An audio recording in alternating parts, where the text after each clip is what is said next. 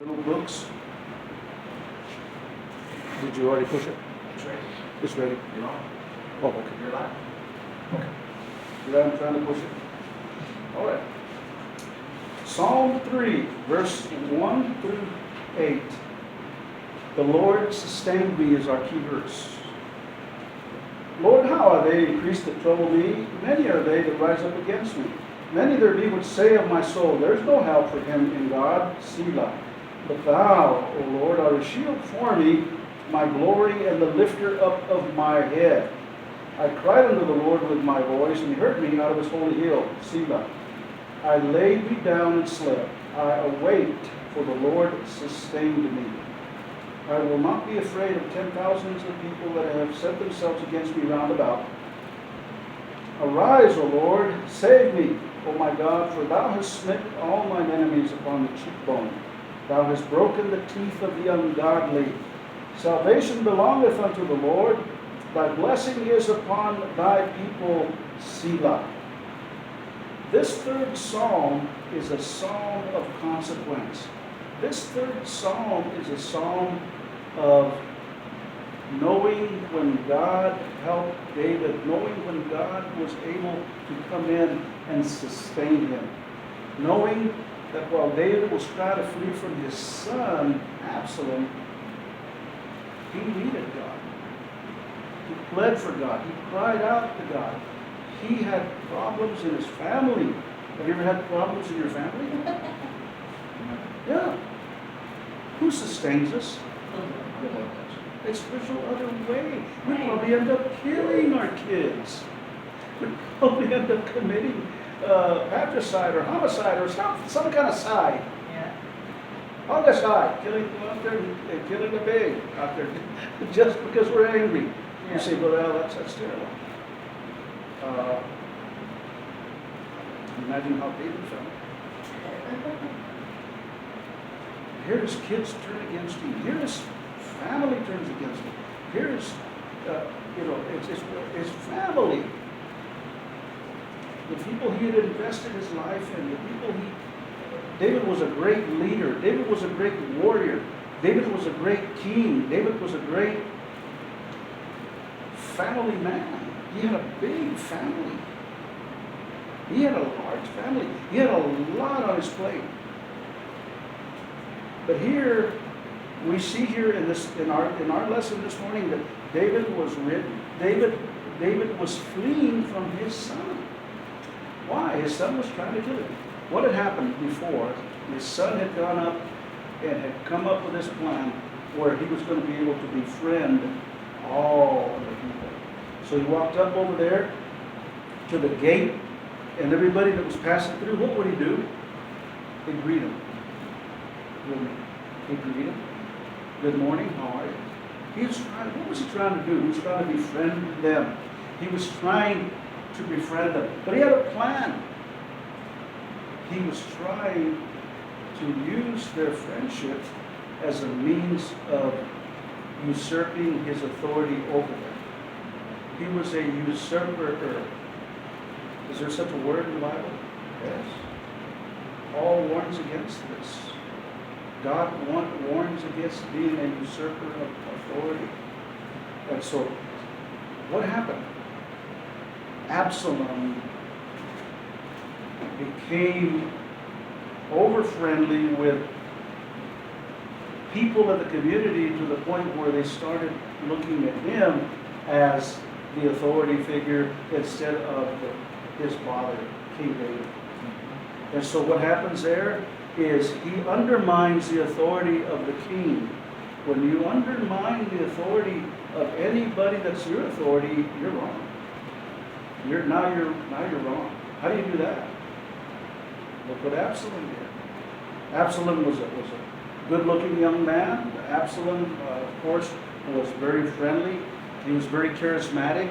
He was very, in fact, the Bible talks about his hair as being one of the most typical, one of the most fashionable men, and the way he wore the way he carried himself, the way he wore his hair, the way that he would do things to his body and to his person that would require somebody to look at him twice.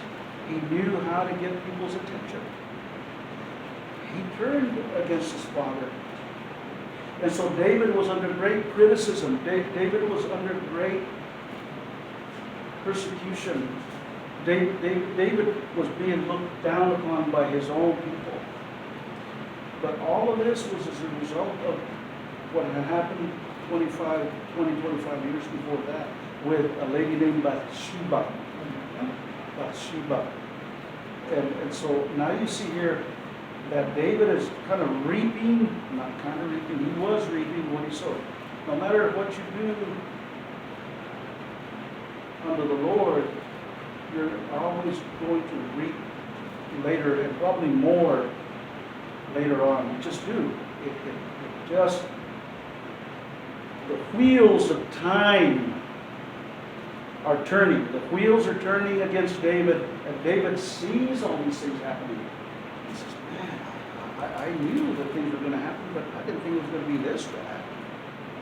It's usually worse whenever we think that it's not going to be as bad when we do something wrong. It's usually worse than it'll be. You think, well, what's happening to my brother?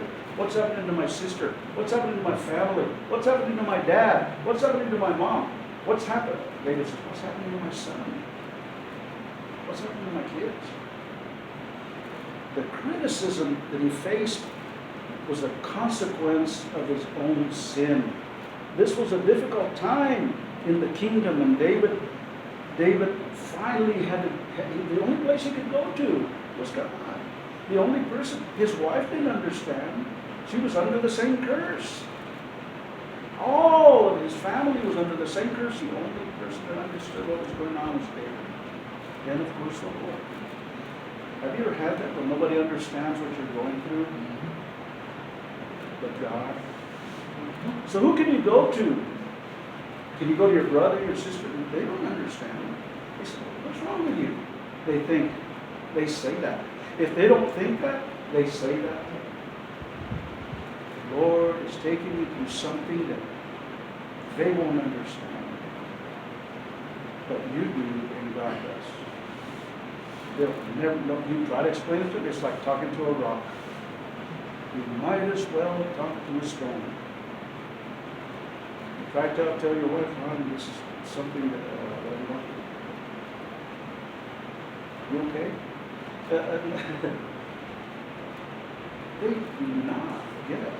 They're not going to understand you because God says, I'm going to put you through something that nobody, you and I,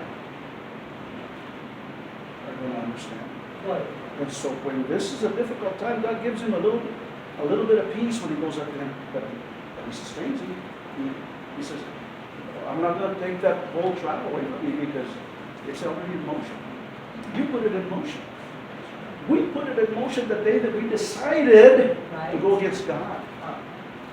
When we made a decision to drink that drink, to take that good-looking bottle, or, oh, everybody's having a good time. Hail, hail, the gang's all here. Brother Rodney, we're all here. Let's go ahead and party. I've been there.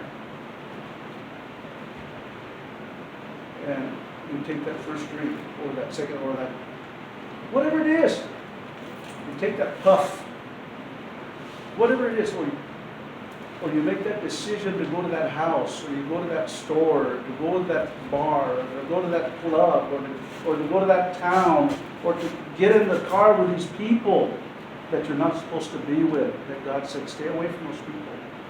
You make that decision to go ahead and go with them. Guilty. No, they're my buddies. But we learned this morning that not everybody that you hang around with is your friend. They say that they're your friends. Man. My wife and I were talking real early this morning about all kinds of different things. We had a long conversation. And she said, the people that take care of people that show love for you are the people that you know are there for you, who love you and care for you. She said that. I said, but the people that I know that say they care don't care. And she was talking about the man she's taking care of has a lot of friends. They're millionaires. They have a lot of money. But they come in, but when you need something, they're not there. They're there with other interests at heart.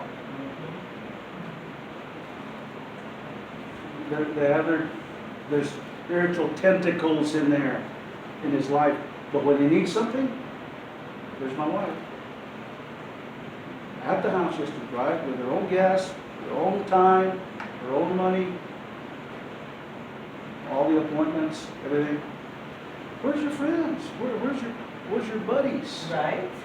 Where's the people that show up? Compadres. Where's your compatriots? Where's your compas? Where's your compas now, buddy? Where's your compas? ¿Dónde están tus compas? Where are your buddies?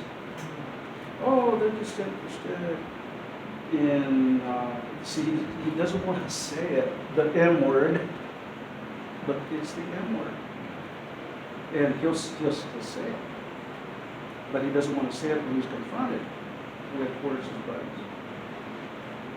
So it's difficult for her, and I have to understand her, and I understand her. And I have to show her that I understand her. Because she's going through that. That's just one thing she's going through. But when stress hits, there's a lot on her plate right now. So God has to sustain her. Because nobody understands. Right? I mean, when you're going through something that nobody cares about or understands or can't empathize with or sympathize with, two different words, two different meanings, two different things that are going on. You know, you've been through it, you understand. Only the Lord can help you. Only the Lord can sustain you. And this is what David's talking. What do we think about when we think about the word? This is Sunday school. What do you think about when you think about sustenance? The first thing that comes to my mind is what? Yeah, sustenance. Something that you need for the body to keep on going. Try going without food for a couple of weeks. So I've tried that. It didn't work very well. How about the third day? Oh, God, I'm dying.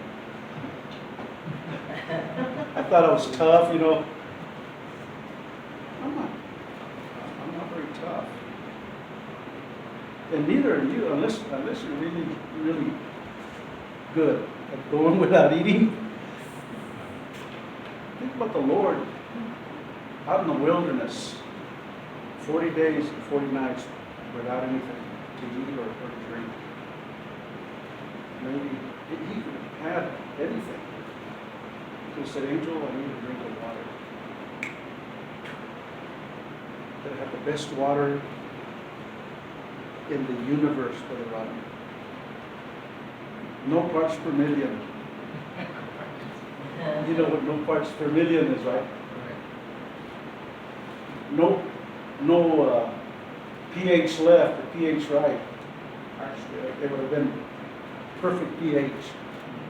By the way, when you get down to the water of life, and when you get down to the river of life and you scoop your cup in there in heaven, you'll know what I'm talking about. I don't think the Lord would have water in there if we're not going to drink it. Amen? What about the fruits? What about the trees? What about what He has for you? Isn't that how wonderful God is? Whenever you desire something. Remember David one day was with his soldiers and he was so thirsty and his men found out. David's mighty men found out he was thirsty and they risked their lives to go through enemy territory to get that drink of water, and he brought it back. And David said, they endangered their lives for me, Lord. I don't deserve to drink it. He poured it out unto the Lord. So why would he do that? They endangered their lives. David didn't see it that way. God doesn't see it that way. David's heart and the Lord's heart were just in perfect unity, in perfect harmony. He poured it out unto the Lord, and the Lord honored that as a sacrifice, as an offering. Have you ever done something like that? That changed your whole outlook about others? David did. God sustained you.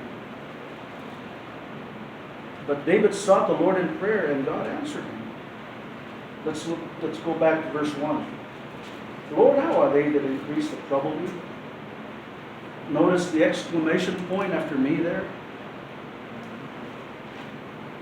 Nowhere else do you see an exclamation point in that psalm.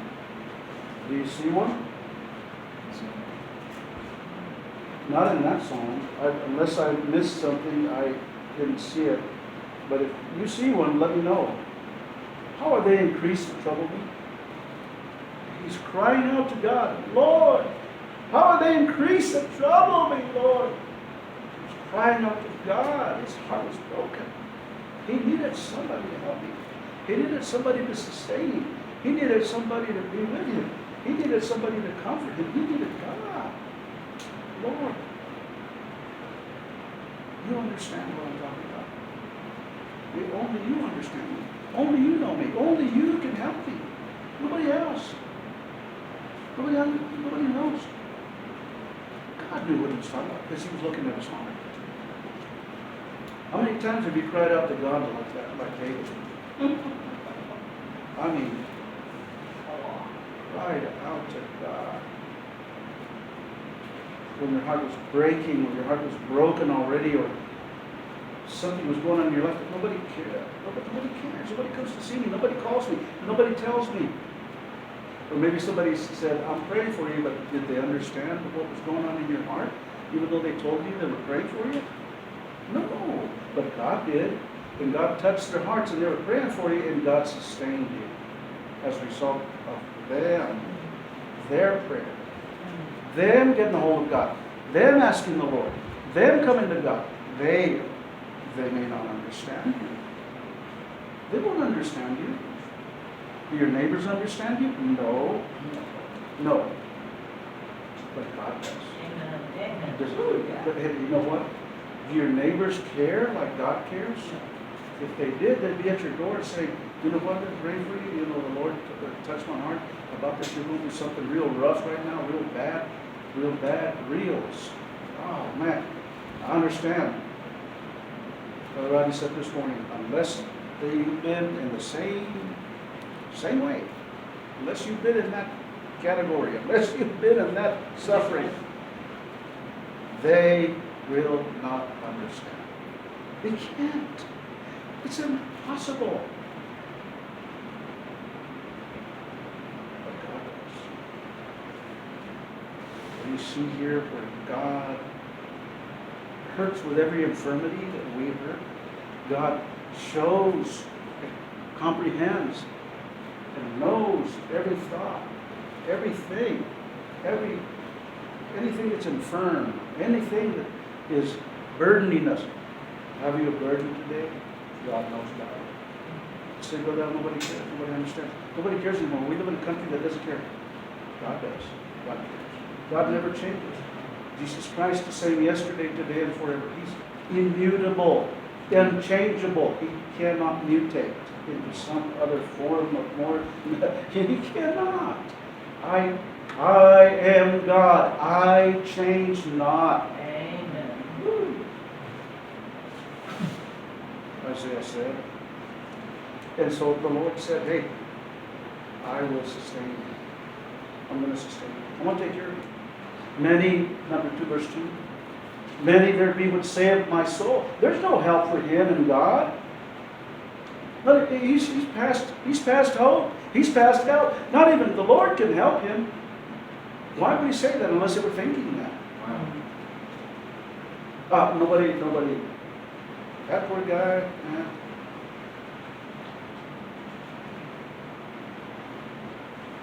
he's past hell. He's past hell. You ever heard that? Nobody's past hell. Nobody's past hell. That's right. We think that. But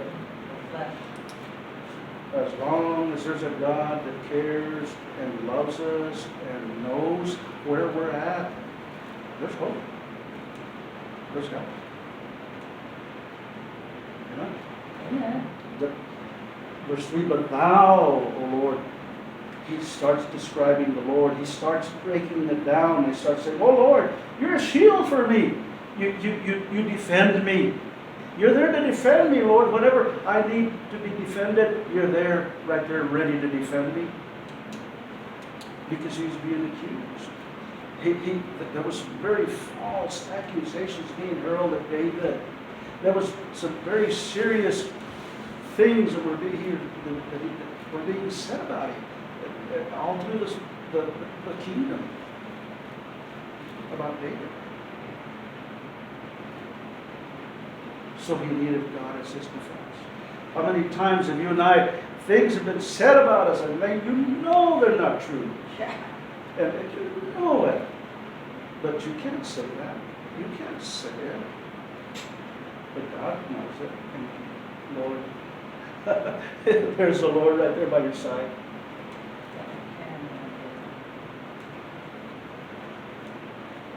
And you're to defend yourself. It's all right. I'm your advocate. I'm going to help you. Don't worry, son. I've got your back. And he's not like we are, where we say we got somebody's back and we're not there, or we disappear, or something happens and we're distracted. God can't be distracted. Right? He's omniscient. He's omnipotent. He's omnipresent. He's always there. He's always there, Albina. 24/7 for us. So, I didn't hear the Lord. I didn't feel him. I didn't see him. He didn't come to my defense. Did you ask him to? Yeah. Yeah. It would help if we asked him.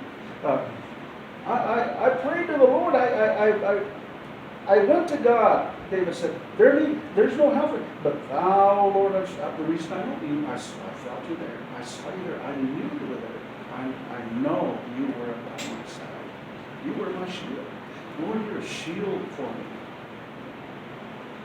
You know, I had my head down. I couldn't lift my head up. But Lord, you're the lifter up of my head. When I was down, I was looking at the floor. I was looking at the ground. I couldn't look up. Because my burden was so heavy that I couldn't look up. But Lord, you helped me. You helped me lift up my head. And you're the lifter up of my head. What a verse. The lifter up of my head. And then I cried unto the Lord with my voice, and he heard me out of his holy hill. I cried out, and he heard me. Think about that. Selah. Meditate upon it. Pause for a while and think about how good God is to us. How good it is to be able to come to the Lord with a problem, or a sin, or something that we have that's troubling us, or a temptation, or how the enemy comes at us. He's so vicious. Or how he blindsides us before we don't even know. And boom, we're on the ground. We're on the floor, and we're bloodied up pretty good. You can't stay there. You get up, take the dirt off, wash your face, put something on your face, and say, Lord, you're the lifter up of my head. You helped me get up. I cried unto the Lord with my voice, and he heard me out of his holy hill. Selah. Number 5. A preacher called me and he said, Well, I have trouble. I have this problem. And he told me the problem. And I said, and the Lord gave me this verse, and I circled it. This was years ago. And here, this verse is circled in my, and here, this is a key verse for this lesson. I laid me down and slept. I awaked, for the Lord sustained me. This is what this whole lesson is about. How God sustains us, how God keeps us, how God takes care of us, how God feeds us, how God watches over us, how God sustains us. So, but I don't care about that. I'm concerned about other things, but I'm glad the Lord sustains me. Okay? Amen. Yes. When are you going to care about when the Lord, do you care that the Lord sustains you? Yeah, of course. What about the other things that cause you to turn to the Lord so that He can sustain you? Sometimes He has to take us through some rough stuff before we turn to Him. That's what He wants to do. He wants to fellowship with us. Sometimes we have to go through some pretty rough things, like David did. Yes, David's sin was a consequence of his own making. Yes, David's sin was a consequence of his own doing. Yes. But sometimes the Lord has to take us through a great trial of affliction before He can get our attention. Before He can get us to talk to Him. Before He can get us to fellowship with Him. Before He can get us to pray to Him. I cried out unto the Lord, and He heard me. He heard me out of His holy hill. Selah. He heard me. I laid me down and I slept. I could actually sleep. He was in a cave. Try sleeping in a cave once in a while with a rock for a pillow, and see how that is. That's not the Holiday Inn. That's not a fancy motel with the best. They advertise the pillows and stuff. That's not the Pillow Man. Mike Lindell or whatever his name is. Bless his heart. He tries to help people get comfortable and be able to sleep. But he has that as a ministry now because he couldn't sleep for many years. And the Lord helped him. And now he's helping people all over the country. Amen? People hate him for trying to help people. He said that. And I thought, how could somebody that's trying to help people not like him? You've got to be completely missing something up here. If somebody's trying to help you, you're thankful. Right. You're grateful. Yeah. Oh man, thank you, Mike. Thank you. A wonderful guy. But because he showed his true colors, they don't like it. Now we got to show our true colors. Red, white, and blue. Brother, cutting us up. Someone's going to bleed. Red, white, and blue. Amen. But I was able to get some sleep, David said. Why? Even though we were being surrounded by the enemy, even though there was a lot of people around us that were trying to kill us, I prayed and cried out to God, and I was able to get some rest. I was able to get some sleep. I was able to get. But David, think about all the time, tossing and turning and everything that alive. You try to get that pillow, you want to throw that pillow on the wall, through the wall. Then the Lord sustains you, and what happens? You get to lay your head down and get some sleep. I remember Epi, we made a little bed for him one time. And man, we thought we were helping him. We took that thing apart. He threw his sleeping bag on the floor and he slept in the closet. That's just, remember? Yes. You going over there, what's going on over here? I couldn't get any sleep. Well, something needs to change. We need to pray or get God to get the Lord in on this thing. You know? That's what David did. He got the Lord in on this problem. He said, I laid down, I slept, I awake, I woke up. Why? God sustained me. God gave me the sleep. God gave me the rest. My preacher friend said, man, I'm going to claim this verse. And I took him to verse 8 of Psalm 4. I will lay me down in peace and sleep, for thou, Lord, only makest me to dwell in safety. David felt the same way. When the enemy surrounds you, God will sustain you. We need to have the grace of God and the strength of the Lord to deal with problems we face in life. Why? Because the only way that you're going to get help is if God sustains you. We need to learn that God allows things to, I said a little while ago, come into your life for a reason. Yeah. So that God can cause us to seek His face and to realize that we need Him. That we need Him. We need Him. You need God. You said, Brother, I'm already saved. I don't need the Lord. I'm saved already. You need the Lord every day. That's right. Yeah. We're needy people. We need Him. Without Him, we're nothing. We can backslide. Just like that. Unsaved, you don't understand that. But one day you will. Understand it today and you won't have to understand it later.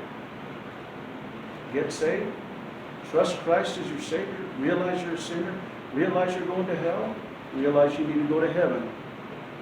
Ask Jesus Christ to forgive you and cleanse you of your sins.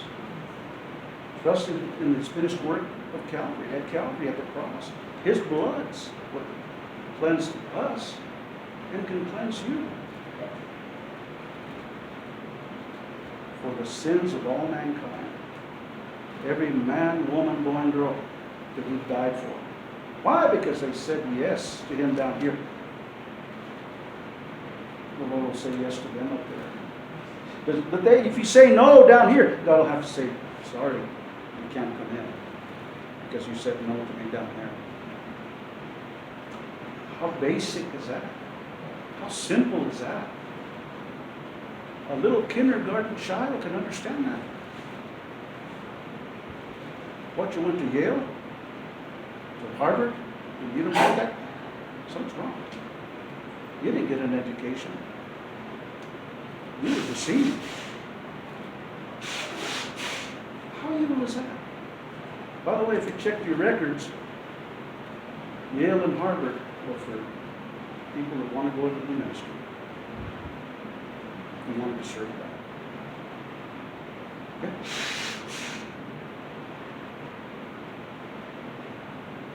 God sustained me.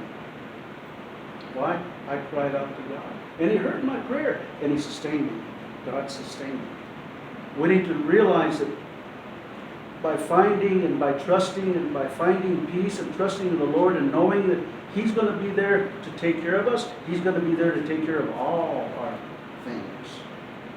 What things? Well, anything we have to do with. Get Him involved in everything. Do you ask for His permission? Do you ask Him, or do you realize that you get in trouble because you didn't ask the Lord, you didn't seek the Lord, you didn't go to God, you didn't pray to God, you didn't ask for His help? So go ahead. Go ahead.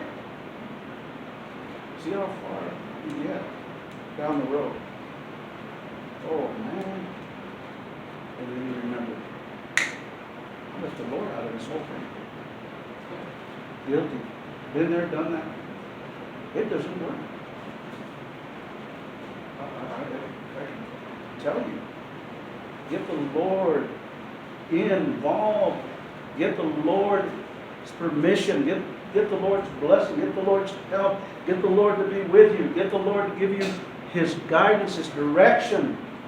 Get the Lord in on any decision that you have to make that's important, because every important decision is important. That's why we call it an important decision. Get the Lord in on what you're going to do. It goes better. It'll turn out better for you. If it hadn't turned out better for me, something's wrong there. It hadn't turned out better for you. Because you get the Lord involved in your life, but if God's going to do something in your life, man, I'm so glad I prayed about this thing. I'm so glad that I sought the Lord. I'm so glad that God helped me. I'm so glad that the Lord was there for me. I'm so glad that God blessed this matter. I'm so glad, man. Look at the outcome. David knew what was going on. Nobody else did. Nobody else understood. David did. That's why the Holy Spirit helped David write what he did. Amen? That's right. The pen of a ready writer. That's right. Amen. The pen of a ready writer is the Holy Spirit. Yeah. And so we understand that when others seek to destroy us, God's there to defend us. We understand that when we trust God, He is able to deliver us. We understand that when we know He's there, it goes a lot better. We understand that to know that the Lord is able to sustain us no matter how great our need is. Say that out. You don't understand. No, I don't. You're right. But God does. Say, brother, you'll never understand what I went through. You know, and pride, somebody with a baby, I've never. No, just stay humble and say, brother, you don't understand. No, I don't. You're right. You know what? God does. Yeah. That is all that matters. That's good, brother. You see what up? You'll never understand. I've had people tell me, Mister, you don't know squat. What do you, little, you know, and then they go into this tirade, especially when you talk to people. They go into this tirade. What do you know? Where have you been? What are you know the type. Sure. No, you don't. No, you don't have to. God didn't ask you to understand that. But He knows. He knows. They don't know the Lord, so they don't think that the Lord knows. Because they don't know Him. They don't know how God works. They don't know Him. If they knew Him, they wouldn't tell you that. That's right. They wouldn't talk to you that way. That's good.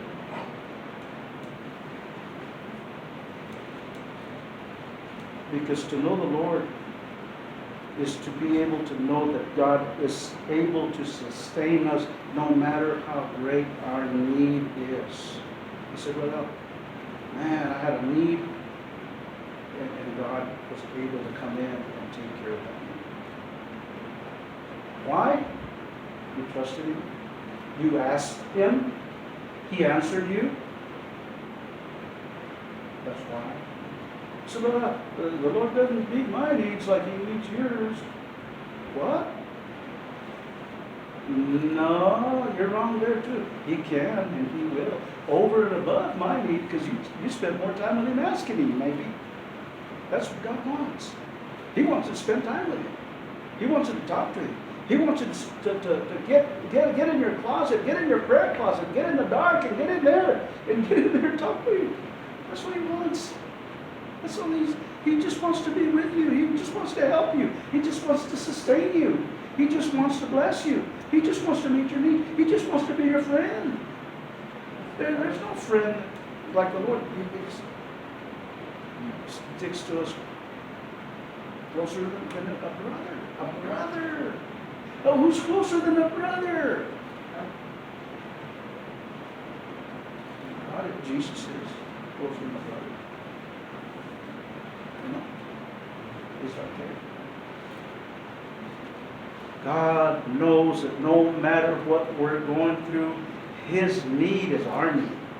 He knows He has and is able to take the feeling of our infirmities and put it upon Himself. He knows there's nothing that you can go through that He already hasn't gone through Himself. He's able to take any feeling, any pain, any sorrow. He was hurting. His son had betrayed him. He could easily hang his son for treason for the king. This is a kingdom thing. He could kill his son. And guess what they did? They ended up killing his son. His son, typically the Lord killed him.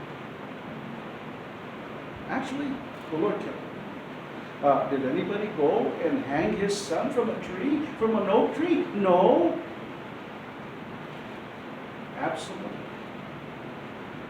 by his own volition, decided to go hunt his dad down and go towards the city of David's city and attack the city, or if they were all headed in this direction, God prepared a lively oak. And he got his hair hung up in that oak, and he ended up dying. All his hair wrapped up, all this, all these little guys, you see all these little guys with all these little hair clips and clumps and little monitos and molotitos and all that stuff. Yeah. Absalom was probably like that. But he caught a branch. He said, Brother Al, that's cool. Yeah. Try getting hung up in an oak tree. That's more cruel. You shouldn't make fun of people. No, that's not fun. That's horrible. You get hung up like that. No. It's serious business. Why? He had betrayed his dad. He had betrayed the people that put their trust in him. He had betrayed his own family. He had betrayed his own brothers and sisters. He had betrayed his God. He reaped what he sowed. Could his dad help him then? No. Had he turned to God, the Lord would have helped him. There's no doubt that Absalom would have turned to God, and God would have helped him with all this antagonism that he had inside.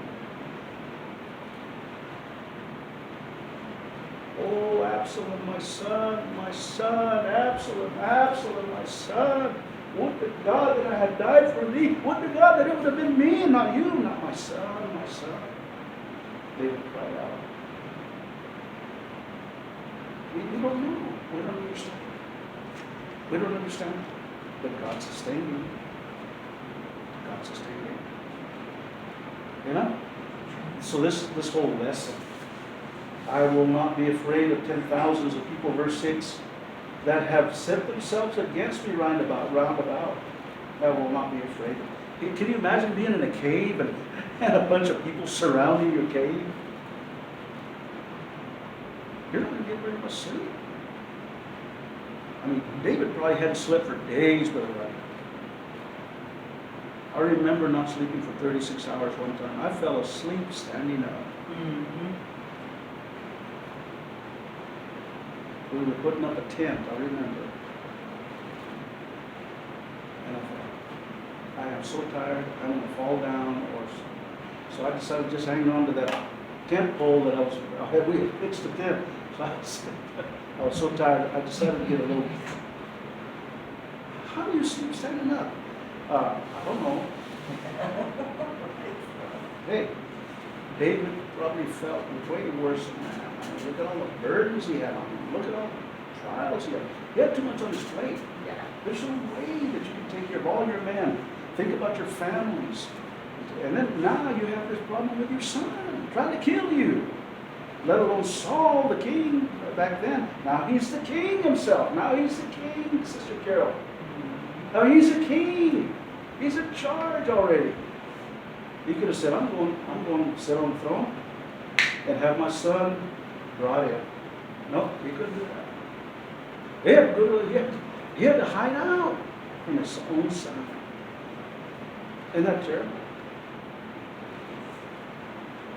A psalm of David when he fled from Absalom, his son. He fled from his son. How do you feel for your son? He did. He had the power to go to Bethlehem. He had the power to go to Jerusalem. He had the power to go to any city and say, okay, fellows, APB, all points bulletin, Absalom, dead or alive. Did he do that? No. He said, I don't want my son to die. So I'm going to flee.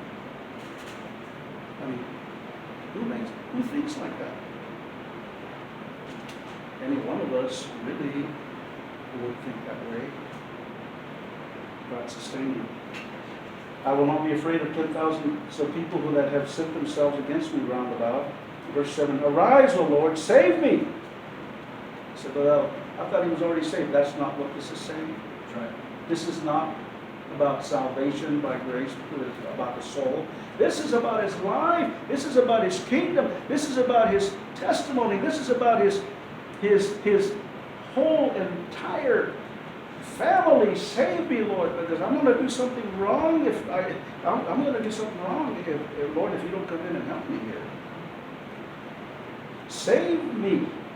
Save me, oh my God, for thou hast smitten all my... By the way, oh my God is a prayer, not a vain, outcast, OMG, like I hear people say and do on social media.